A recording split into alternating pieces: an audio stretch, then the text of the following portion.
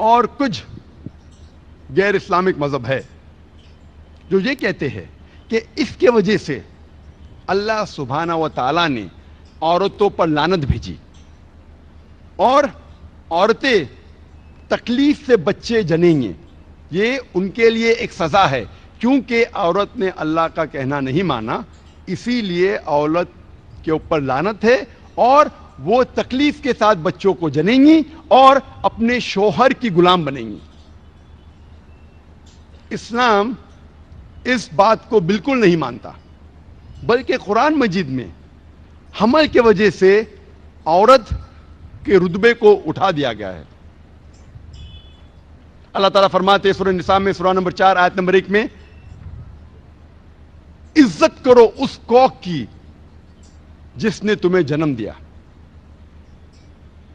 اللہ تعالیٰ فرماتے ہیں سورہ لقمان میں سورہ نمبر 31 آیت نمبر 14 میں کہ ہم نے انسانوں سے کہا ہے کہ اپنے والدین کی عزت کرے، اپنے والدین سے اچھا برتاؤ کرے، اور تمہاری ماں نے تمہیں تکلیف کے ساتھ جنم دیا، تکلیف کے ساتھ اپنے کوکھ میں رکھا اور تکلیف کے ساتھ آپ کو جنم دیا۔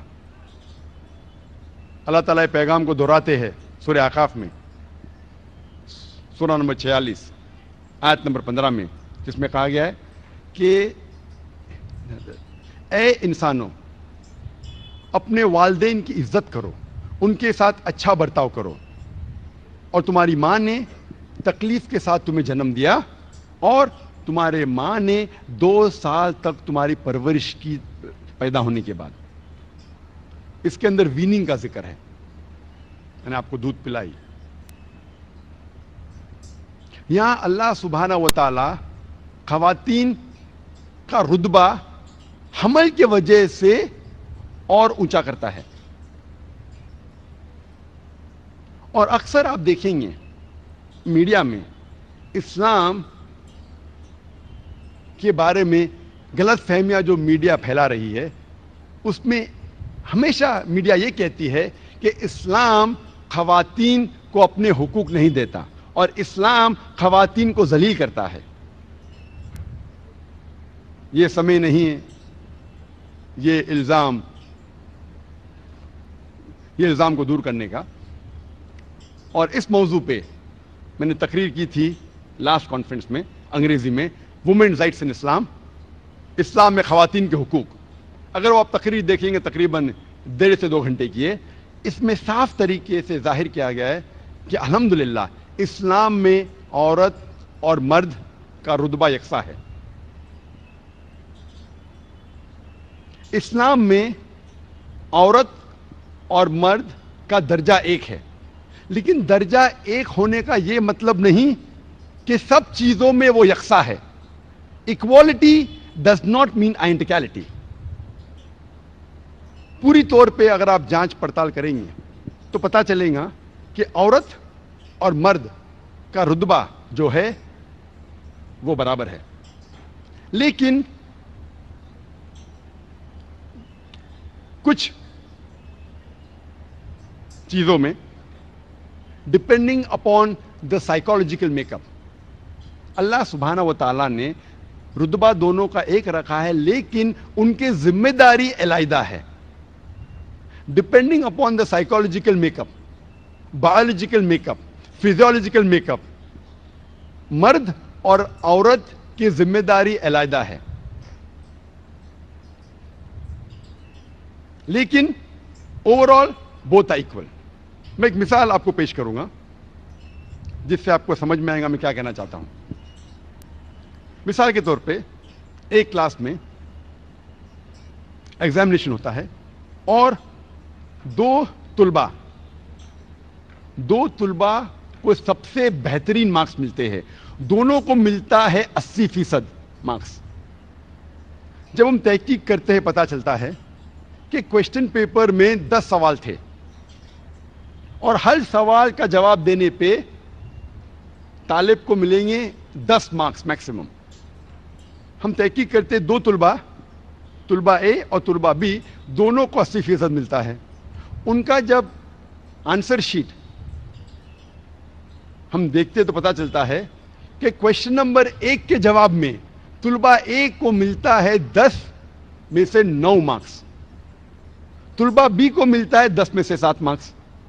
تو آنسر نمبر 1 میں طلبہ اے کا رتبہ بی سے زیادہ ہے. Student A has the degree of advantage over B. سوال نمبر 2 کے جواب میں اسٹوڈنٹ بی کو ملتا ہے 10 میں سے 9 مارکس اور اسٹوڈنٹ اے کو ملتا ہے 10 میں سے 7 مارکس. تو جواب نمبر 2 میں اسٹوڈنٹ بی کا رتبہ اونچا ہے. Student B has A degree of advantage over student اے.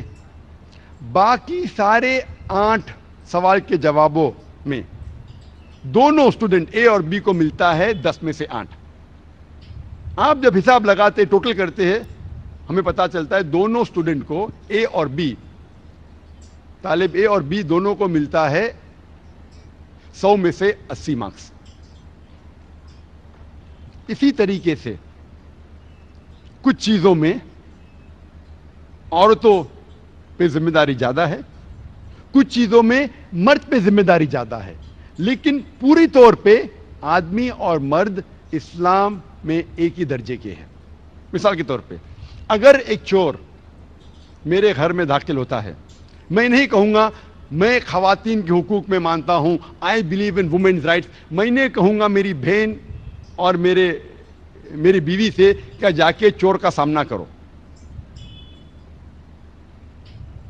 میں جانتا ہوں کہ آدمی عورت سے زیادہ طاقتور ہے، اور اللہ سبحانہ تعالیٰ فرماتے سورہ نساء میں سورہ نمبر 4 آیت نمبر 34 میں کہ اللہ سبحانہ و تعالیٰ نے مرد کو عورت سے زیادہ طاقت دی ہے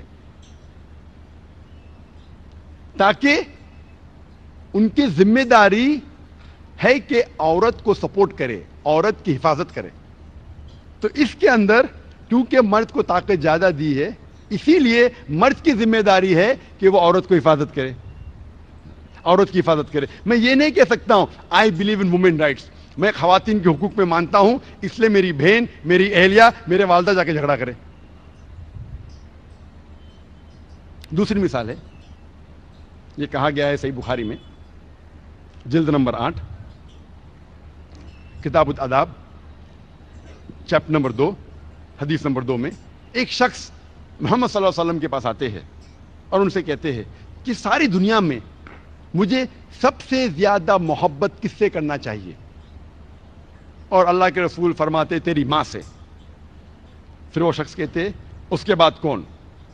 اللہ کے رسول فرماتے تیری ماں. وہ شخص کہتا ہے اس کے بعد کون؟ اللہ کے رسول فرماتے تیری ماں. چوتھی بار جب پوچھتا ہے اس کے بعد کون؟ اللہ کے رسول فرماتے تیرا باپ. اس سے ہمیں یہ معلوم پڑتا ہے کہ 75% 3/4 حصہ اپنے محبت کا ہر انسان کو دینا چاہیے اپنے والدہ سے، اپنے والدہ کو، اور 25% 1/4 حصہ دینا چاہیے اپنے والد کو.